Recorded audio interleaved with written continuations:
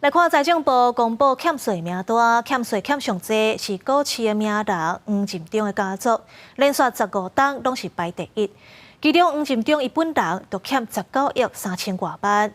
执行署明仔载就要拍卖黄进中的担保人，伊伫咧南港的27块土地，为6亿800万开始划价。为了要防止重大欠税，加强税管的征收。每年7月7日，拢会公告个人累计欠税超过1000万，或者是营利事业累计欠税超过5000万的确定案件。来看欠税名单，已经过身的股市名人黄仁中的家族，永远是连续15年排伫咧欠税大户的第一名。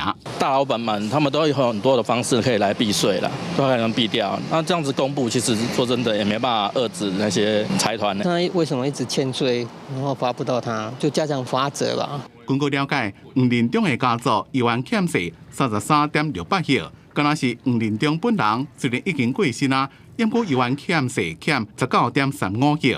行政执行署伫咧7月7日要受委托执行黄仁中的欠税，将会拍卖伊信用的担保人，伊名下伫南港的土地，伫咧23段、1小段、2小段，面积差不多是121600多平方公尺。总共27笔的土地，拍卖底价是6亿804万。